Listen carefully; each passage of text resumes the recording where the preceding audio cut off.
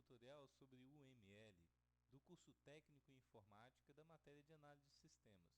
Meu nome é Igor Carlos Pulini e nós vamos falar um pouco sobre o UML. Inicialmente, vamos falar um pouco do histórico da UML, né? Em 1970 a 1980 surgiram as linguagens de modelagem orientada a objeto. Nesse período, a gente tínhamos aí algumas linguagens de modelagem, a gente pode destacar algumas 10 linguagens que existiam no período. Mas só que entre 1989 e 1994 chegou a existir mais de 50 métodos de modelagem.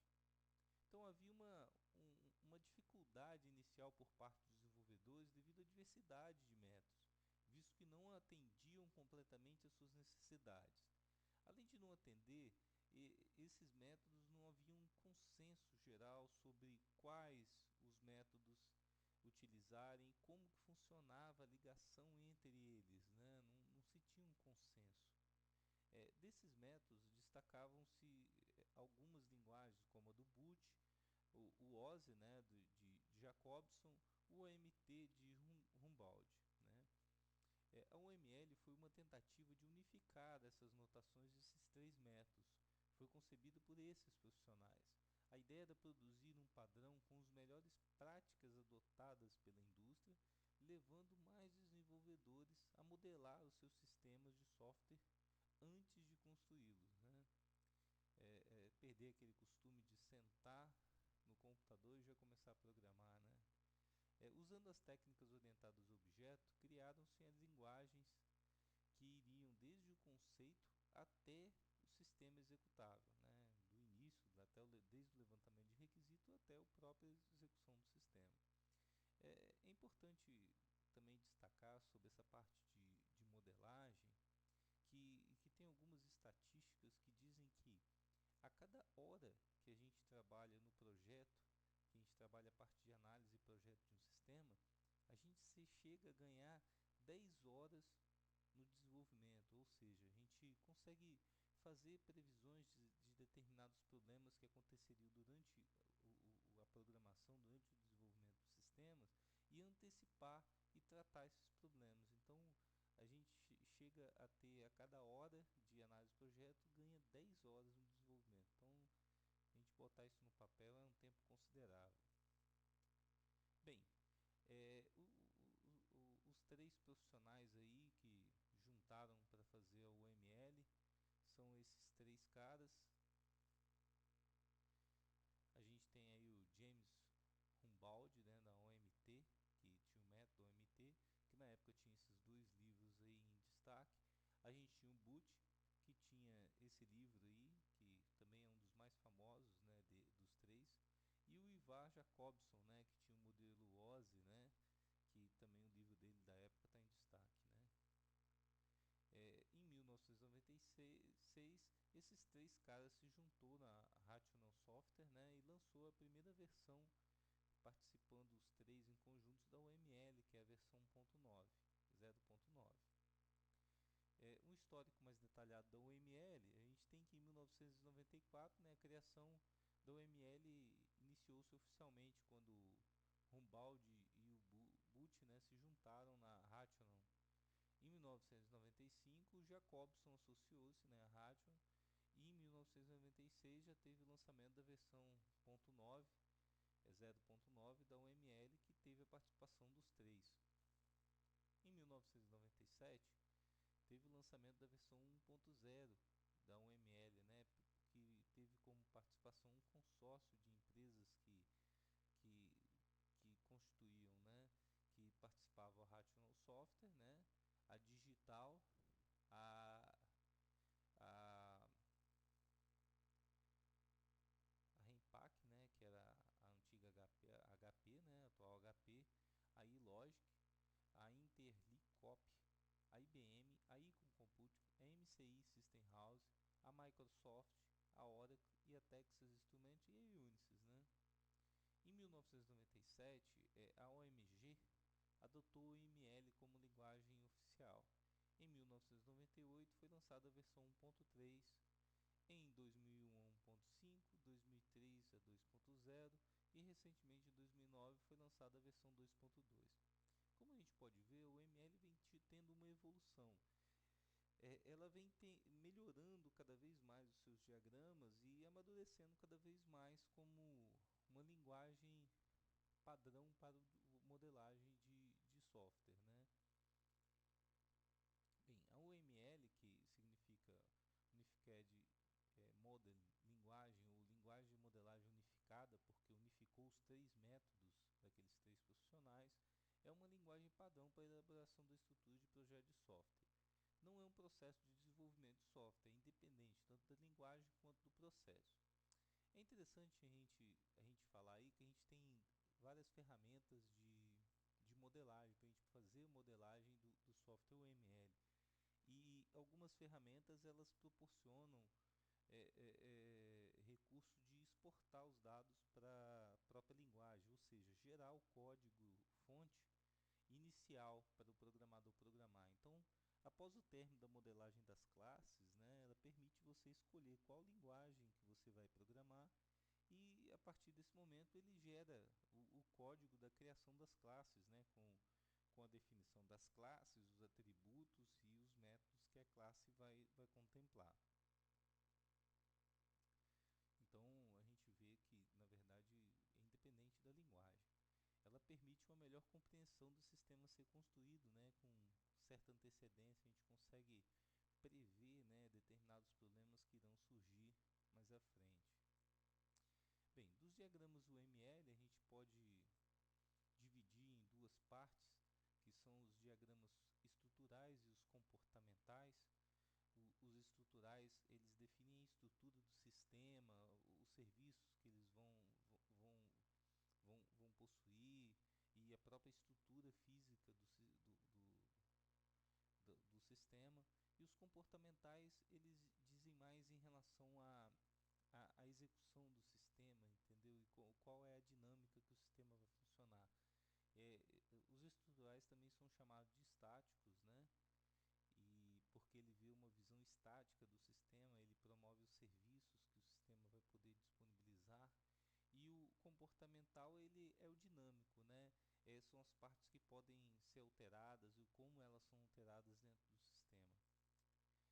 Bem, dos diagramas estruturais a gente tem o diagrama de classe, de componentes, a estrutura composta, o diagrama de objetos, de artefatos e de implantação. Já os comportamentais nós temos aí os casos de uso, diagrama de sequência, diagrama de comunicação, gráfico de estado e de atividades. Bem, agora o que nós vamos fazer vai ser detalhar cada um desses diagramas, né? E ver a finalidade da construção para cada um deles, né? Ver o motivo de cada um desses diagramas. Primeiramente, vamos ver o diagrama de classes, né? No diagrama de classes, ele mostra um conjunto de classes e seus relacionamentos. Descreve uma visão estática do projeto de objetos. Então a gente tem que, como definição, né, a gente representa o conjunto de objetos que compartilham os mesmos atributos e comportamento. Esse diagrama de classe, a gente pode dizer que são um conjunto das classes de um determinado objeto, que fazem a mesma coisa, possuem as mesmas características, né, os mesmos serviços. E como a gente pode ver aqui também, nós temos assim um desenho do padrão da classe, né? Onde aqui em cima na parte superior nós podemos ver o nome da classe, os atributos, né, que são as características do objeto e os serviços que ele vai prestar, que são os métodos, né? E essa relação é a ligação que vai existir entre uma classe e outra, que a gente vai ver mais à frente. Bem, a gente tem aqui uma descrição mais detalhada da classe, onde a gente vai ter o nome da classe e os atributos. Os atributos a gente tem que definir para cada um deles, né? A visibilidade, que vai dizer se o atributo ele pode ser acessado por outras classes e como ele é acessado. Essa visibilidade já pode ser público, privado, protegido ou de pacote, né, dependendo da modelagem. A gente vai ter o nome do atributo, o tipo do dado, né, que a gente vai dizer se ele é uma string, se ele é uma data, se ele é um inteiro, se ele é um booleano.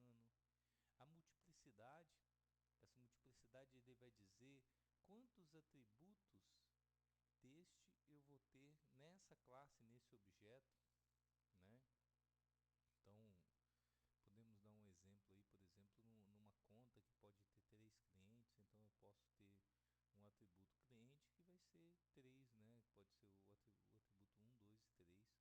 Então ele vai ser multivalorado. A gente tem também aí o valor inicial do atributo, né? Que a gente pode definir na classe, que seria o valor inicial que o atributo vai ter início. Por exemplo, se um atributo de saldo, por exemplo, de uma conta, que pode iniciar com valor zero, eu posso declarar o valor inicial dele é zero, né? E a partir dos depósitos que pode ter, a gente vai alterar esse valor inicial, né? Esse valor do atributo. A operação, né?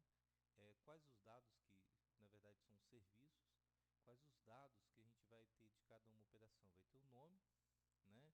Idêntico ao atributo, a gente vai ter a visibilidade, que vai ser os mesmos atributos, que vai ser de visibilidade, que vão ser público, privado, protected ou package, e os parâmetros, né?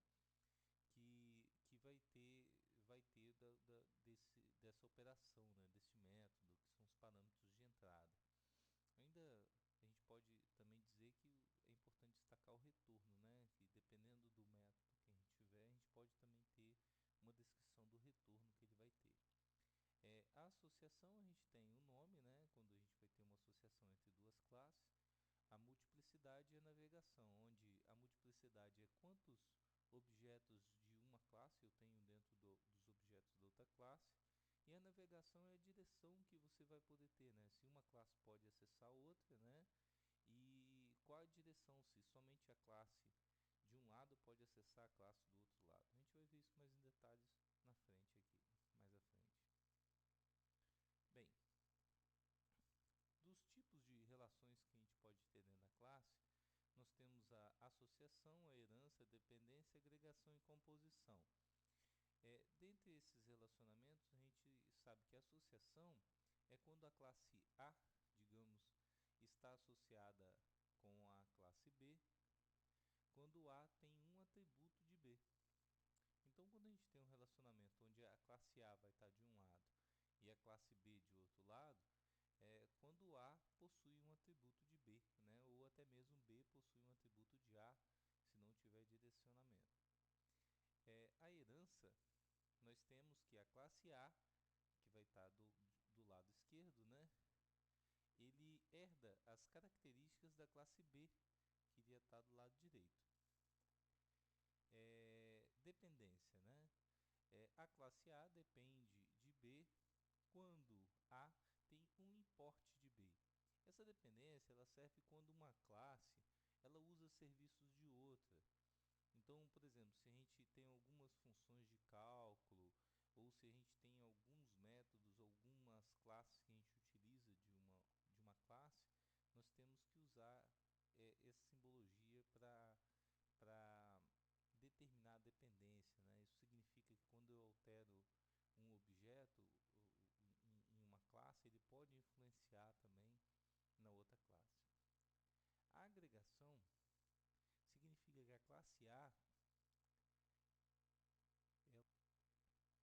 ela é um atributo da classe B, né?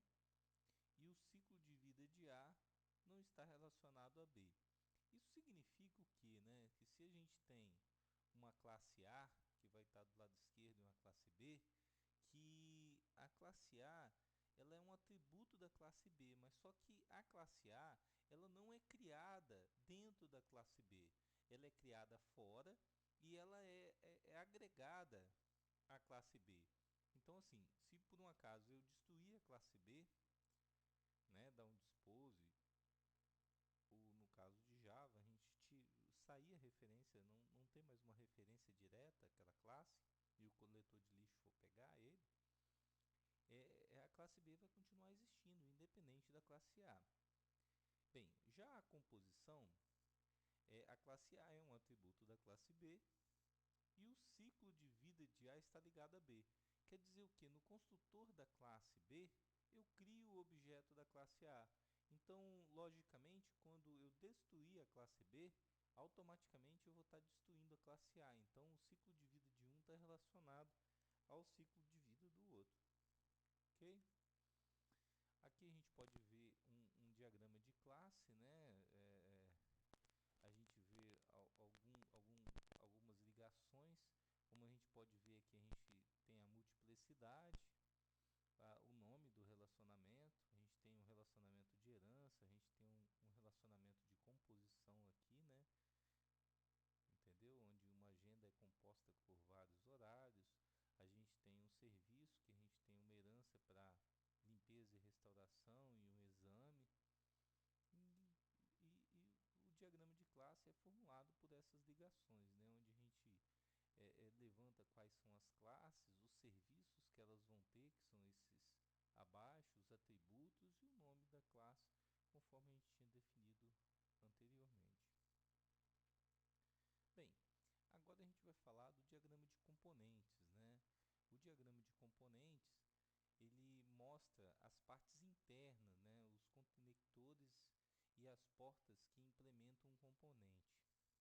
Ele captura a estrutura física da implementação, construindo como parte da especificação da arquitetura. O objetivo é organizar o código-fonte, construir uma release executável e especificar uma base de dados física, por exemplo. A gente tem aí as simbologias utilizadas, onde primeiro a gente tem um executável, que é um componente que pode ser executado num nó. A gente tem uma livraria, né, uma biblioteca estática ou dinâmica. A gente tem uma simbologia aqui da base de dados, né? A gente tem um objeto tabela. A gente tem o objeto arquivo, né, que contém um código-fonte ou dados. E a gente tem um documento genérico. E como a gente pode ver aqui, a gente tem um diagrama de componentes já estruturado, né, com o executável no centro, né, e as ligações que a gente tem aqui com os bancos de dados, com os arquivos DLL, INI e de help. A gente vai falar agora do diagrama de estrutura composta, né? Ele é utilizado para modelar as colaborações. Uma colaboração descreve uma visão de um conjunto de entidades cooperativas interpretadas por instâncias que cooperam entre si para executar uma operação específica, né? Então a gente vê aí um processo de instalação, onde a gente tem a aplicação, o computador e uma impressora, né, interligando, né? A gente tem agora o diagrama de objetos. O diagrama de objetos, ele mostra uma fotografia do sistema orientado a objetos em execução em um dado momento. Bem, a gente pode ver um exemplo do modelo do diagrama de objetos. E o interessante é assim, ele é bem parecido com o diagrama de classes. A diferença é que ele mostra os dados dos objetos, né? Por exemplo, eu tenho aqui o Pablo, que é um cliente, e o nome é Pablo F. Barros, idade 20 anos, o CPF. Diferentemente do diagrama de classe, ele mostra os dados especificamente de um objeto, né? Ele não descreve simplesmente a característica de todo aquele conjunto de objetos que a classe descreve. Ele descreve exatamente um objeto. Bem, vamos falar agora sobre o diagrama de artefatos. O diagrama de artefatos mostra a organização e as dependências existentes entre um conjunto de artefatos, né? Onde a gente pode ver o exemplo de uma ligação, né, entre os arquivos DLLs, né, com o caminho e com os outros artefatos. O diagrama de implantação, ele é o diagrama com a visão mais física da UML. Esse diagrama ele enfoca a questão da organização da arquitetura física sobre a qual o software está implantado e executado em termos de hardware, além de definir como as máquinas estarão conectadas e através de quais protocolos de comunicação e transmissão transmitirão as informações. Né? A gente tem aí um nó, né, que é um componente básico de um diagrama de implantação. nó pode representar um item de hardware ou um ambiente de execução, né? A gente tem o exemplo aí da consulta web. A gente vê aí um diagrama de implantação, onde a gente tem aí o servidor de acesso, um servidor de banco de dados, outro servidor de banco de dados de backup. A gente tem um terminal de consulta, né? E a gente tem aí o serviço de consulta web. A gente tem, é interessante também que destacar que a gente vê as multiplicidades, né, entre esses componentes, né, onde uma aplicação, um application serve aqui um servidor de acesso, a gente pode ter zero ou vários, né, terminais de consulta. É interessante. E aqui a gente tem a estrutura propriamente física, né, digamos assim, né? Como que são ligados? A gente tem aqui a multiplicidade, né, de um servidor de aplicação com vários terminais, um servidor de banco de dados, antena e a conexão com o mobile. Isso é interessante porque a gente vê como que é dividido a estrutura física do sistema, né? Bem, vamos passar agora para os diagramas comportamentais e vamos falar sobre o diagrama de caso de uso, né? A definição dele é que um caso de uso especifica um comportamento de um sistema segundo uma perspectiva externa e é uma descrição de um conjunto de sequência de ações realizadas pelo sistema para produzir um resultado de valor observável por um ator. Né? Como a gente pode ver, é um conjunto de processos que é feito que a gente pode detalhar como uma interação com o sistema, né? É uma interação que tem o início, né, o start, o meio, que vai ser a execução, como que é feita essa troca de mensagens e um fim, que vai determinar qual é o estágio final. Bem, a gente tem aí que o caso de uso representa o que o usuário pode fazer no sistema. São independentes do método de análise, seja orientado a objeto ou estruturado. Isso é muito interessante, né? Porque o fato dele ser independente, ele é uma ferramenta para você conseguir determinar o que o sistema tem que fazer, quais são os retornos que ele tem que dar para o usuário e como que é feita a interação em termos de usuário, quais os usuários que interagem com o sistema e como que é feita a interação. É uma interação típica entre um sistema, um ator humano, um ator sistema ou dispositivo.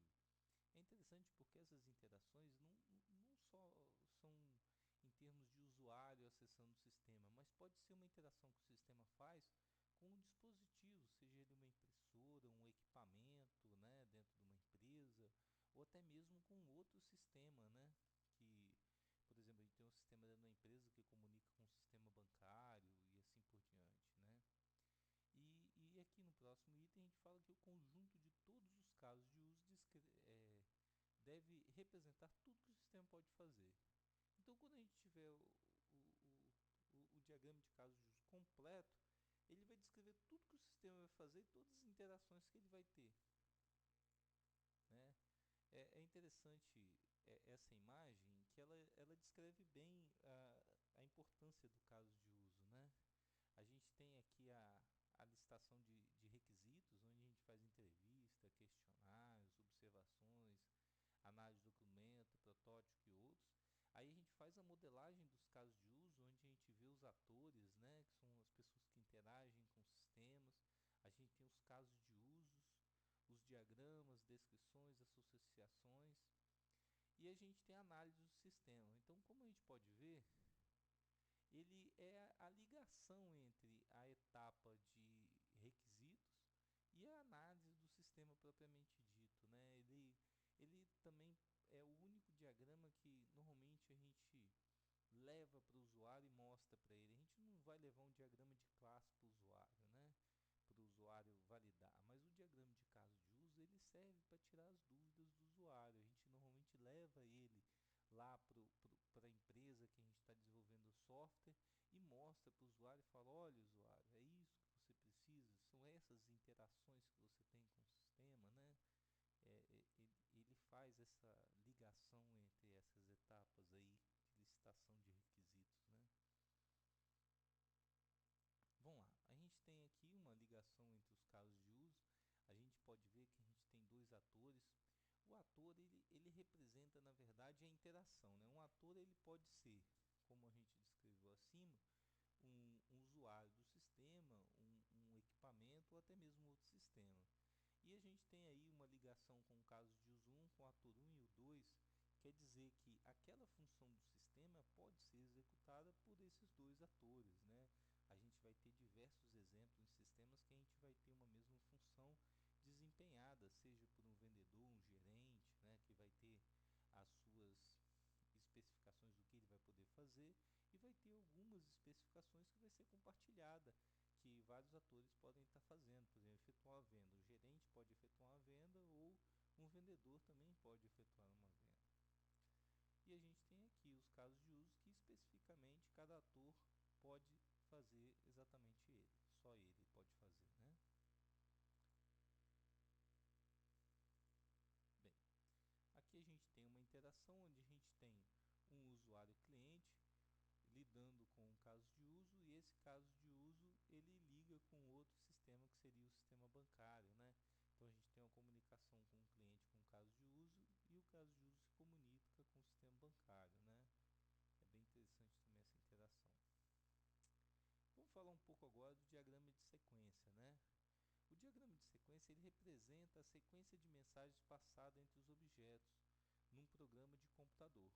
Um diagrama de sequência descreve a maneira como os grupos de objetos colaboram em algum comportamento ao longo do tempo. Ele registra o comportamento de um caso de uso com os objetos e as mensagens passadas entre os casos de uso. Entre eles, né, dentro de um caso de uso.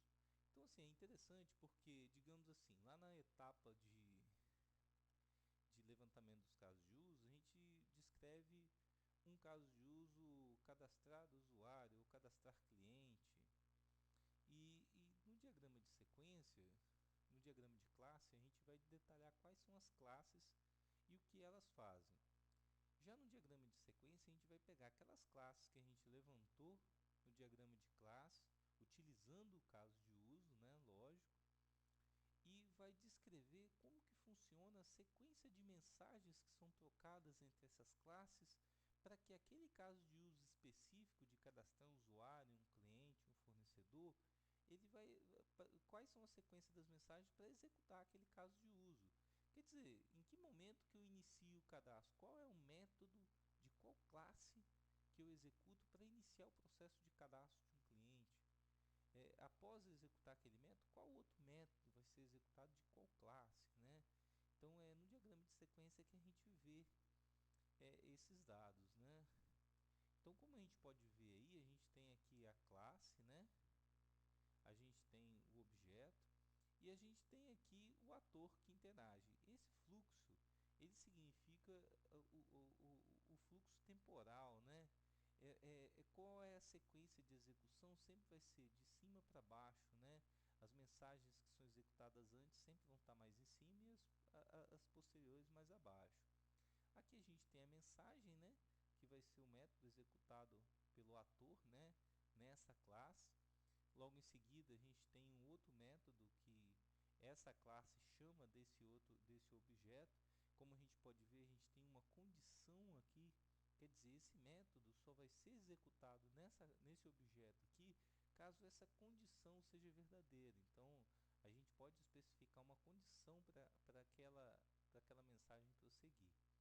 E sempre, cada execução, a gente sempre vai ter um retorno, né? Independente que tenha um valor retornado do método, a gente sempre vai ter um retorno. A gente pode ver aqui também, né, um marcador de interação que diz que essa mensagem ela pode ser enviada para mais de um objeto desse cara, né? Isso significa o asterisco. O retorno. E a gente tem aqui também o escopo, né? Esse escopo é interessante que é o tempo de vida dessa classe ou desse objeto que vai estar acima, né? É o tempo que ele se de vida dele, de execução, né, do objeto. Vamos lá. Descrevendo melhor, a gente tem aqui o ator, né, que é o cara que interage com a aplicação, com a interface, a mensagem, né? A gente tem aqui o objeto cliente, que é onde ele faz a obtenção dos dados, o retorno, a confirmação da exclusão, o retorno do usuário dizendo que sim ou não. Ele faz uma pergunta para o cliente se possui ou não nota fiscal, se for verdadeiro ou falso. Então ele faz aqui a destruição, né, que a gente pode ver com esse xizinho aqui que representa a exclusão do usuário, e o retorno e a finalização do diagrama de sequência, né? Como a gente pode ver, lá no diagrama de classe, igual eu falei anteriormente, a gente especifica quais as classes e os métodos. Mas a gente não sabe lá, não dá para a gente ter uma noção qual é a sequência da execução dos métodos para fazer um determinado caso de uso, né? Nesse caso aqui é um caso de uso de exclusão de cliente, ok? Vamos lá.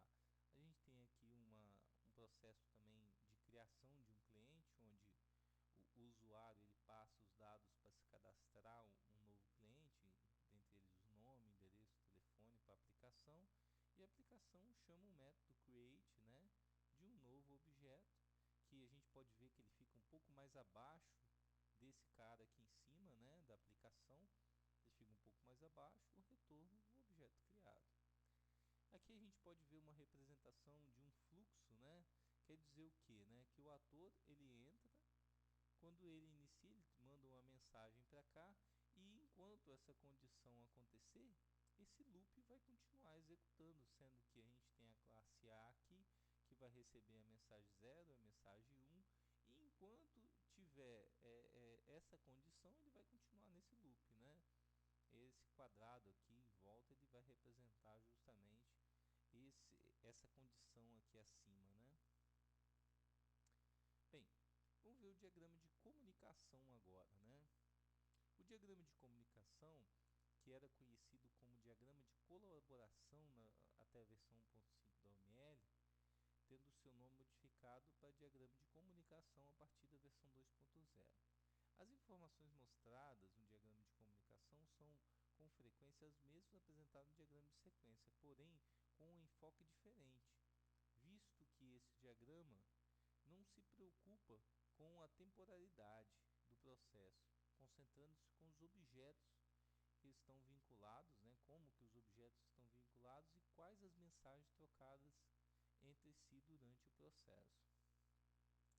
O diagrama de comunicação, o tempo não é mais representado por linhas verticais, mas sim através de uma numeração, que pode ser de duas formas, né? Que vai ser 1, 2, 3 ou 1.1, 1.2, 1.2.1, né? Um outro detalhe interessante é se a ênfase do diagrama for o decorrer do tempo, é melhor escolher o diagrama de sequência, mas se a ênfase for no contexto do sistema, é melhor dar prioridade ao diagrama de colaboração. Bem, aqui a gente pode dar um exemplo, né, do diagrama de comunicação, onde a gente tem a mensagem 0 sendo executada, né, a mensagem inicial, aqui a classe, e como a gente pode ver, a gente tem aqui a sequência, ó, a mensagem foi executada primeiramente essa, depois a gente tem essa mensagem sendo executada, né, depois essa mensagem é executada, e depois essa daqui. Em seguida, essa mensagem aqui vai ser executada. Então a gente tem a sequência sendo descrita por um número, né, que vai descrever qual é a sequência da execução, em vez do diagrama de sequência, que dá uma ênfase ao tempo de execução em cada uma, né? Aqui a gente vê, na verdade, cada objeto, quais as mensagens que ele troca um com o outro e com ele mesmo. Bem, agora vamos falar sobre o diagrama de gráfico de estados, né? Esse diagrama é construído para uma única classe. Ele mostra o comportamento do objeto dessa classe ao longo do tempo, os estados que ele pode passar, os eventos que alteram o estado e as características de cada estado. Bem, aqui a gente tem um exemplo desse diagrama, né? É importante a gente destacar que o que acontece? Quando a gente fala em diagrama de estados, de gráfico de estados, a gente fala de um diagrama que vai detalhar como que uma classe específica do diagrama ela troca de estado, né? Ela modifica os seus atributos passando de um estágio para o outro.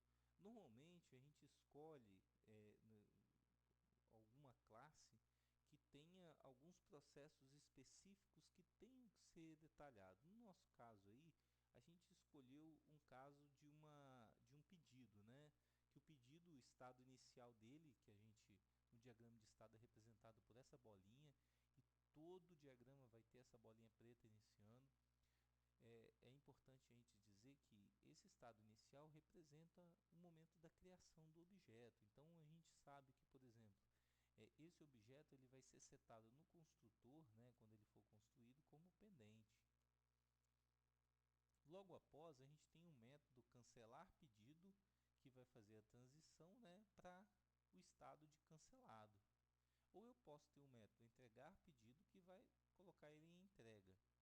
De entrega, ele pode executar o método de devolver pedido ou atender pedido, passando ele ou para o estágio de devolvido ou atendido. Esse estado final é o estado final que o objeto chega após ele chegar num estado que ele não pode mais sair dele. O que acontece? Se eu tivesse, por exemplo, uma opção aqui de, de um método que transformasse o pedido de cancelado para pendente, eu não poderia ter essa seta ligando esse cara ao estágio final, porque em algum momento esse estado pode voltar para pendente. Os estados que estão ligados ao estado final são os estados que só tem seta chegando nele. Quer dizer, é um estado que não sai mais dali. Chegou naquele estado, ele não sai mais. Quer dizer, eu posso também ter aqui, no caso, várias setas chegando ao estado e esse estado indo para o estado final. Mas se eu tiver uma seta, pelo menos, saindo desse estado para outro estado, eu não posso estar com ele ligado ao estado final, gente. Ok? Vamos lá. Ainda falando um pouco mais, né? A gente tem aí o estado inicial, então, representado por essa bolinha preta, e o estado final, representado por essa bolinha preta com um círculo em volta, então estágio inicial e estágio final. A gente tem aqui o estado, que ele pode ter alguns dados, né, que ele pode estar executando uma atividade. A gente pode descrever que durante esse estado ele executa uma atividade. A gente pode ter na transição, a gente pode ter o evento, que é o nome do evento, a condição para esse evento acontecer e a ação que vai acontecer após esse evento acontecer. Beleza? Bem, para detalhar ainda mais, a gente tem aqui um exemplo, um estado inicial E1. Ao ser criado, o objeto da classe em questão encontra-se no estado E1. Bem, nessa outra figura, a gente tem, se o objeto estiver no estado E1 e ocorrer o evento E, se a condição C for verdadeira, que é essa condiçãozinha aqui, né, ocorre a ação A e o objeto passa para o estado E2, que é para o segundo estado. Aqui já a gente tem uma condição. Então, enquanto estiver no estado E1, o objeto realiza a atividade A, que é essa daqui. Ao terminar a atividade A, automaticamente ele muda para o estado E2. Ok? Vamos lá então agora falar do diagrama de atividades. No diagrama de atividades, a gente tem um diagrama de atividades, é essencialmente um gráfico de fluxo, mostrando o fluxo de controle de uma atividade para outra e serão empregados para fazer a modelagem de aspectos dinâmicos do sistema. Enquanto os diagramas de sequência dão ênfase ao fluxo de controle de um objeto para outro, o diagrama de atividades dão ênfase ao fluxo de controle de uma atividade para outra. Bem, a gente vai poder ver isso melhor aqui no próprio diagrama, né? Onde a gente tem aqui um estado inicial, a gente fala assim, solicitar devolução. Tá vendo que a gente especifica até quem executa, isso é interessante, né? Porque na verdade a gente não é um método ou um estado, né? Na verdade a gente está falando qual é a atividade, ó. Ele solicita uma devolução, ele recebe o número da devolução e envia o item. Ele tem o item devolvido, né? Aqui ele tem o receber item, que é o estoque que faz isso. A gente tem aqui incluir item novamente no estoque, né? Que também faz parte do estoque. E a gente tem creditar na conta, que é o estado final. Interessante que aqui a gente quem faz é a contabilidade. Esse diagrama, ele descreve a atividade, ele não descreve os objetos ou um objeto específico, ele descreve a atividade e qual é a sequência das atividades. Dentro de cada uma dessas atividades eu posso ter vários objetos interagindo, mas ele descreve uma visão de quem vai executar aquela atividade, em que momento e como que elas se relacionam. Essa é a parte interessante do diagrama de atividades, né? Bem, vamos falar então do uso da OML. Qual a importância da OML, né? A gente tem pesquisas na internet que mostram que cerca de 10 a 30% dos desenvolvedores utilizam o OML como ferramenta de modelagem de sistemas. É lógico que isso daí tem, tem, tem dados dos Estados Unidos, da Austrália, da Europa e do Brasil, que seja, né? Mas a gente teve aí uma declaração do próprio Butch, né, algum tempo atrás, feita numa revista, que ele acredita que cerca de 10% dos desenvolvedores utilizam o ML. Em uma pesquisa que foi feita, que eu fiz no site de empregos, digitando UML, cerca de 1.200 vagas aqui no Brasil exigiam o ML. E eu fiz uma pesquisa, né, de analistas que trabalham com ML, e o salário que apareceu desses analistas, eles variavam em cerca de 4 a 5 mil reais, né? Nas universidades o uso do ML está difundido e esses futuros analistas irão cada vez mais adotar o ML como ferramenta de apoio ao desenvolvimento de sistemas. A tendência é que esses números aumentem muito, né? Bem, como referência bibliográfica de um ML, eu recomendo esses três livros, né, que a gente tem aí: Análise e Projeto de Sistema de Informação Orientado a Objeto, a OML, o Guia do Usuário do próprio Butch, né, que esse aqui é do Butch, do Humboldt e do Jacobson, que a gente falou bastante. Esse realmente é uma referência, né, é um guia mesmo. E aqui a gente tem modelagem e projeto baseados em objetos com ML2.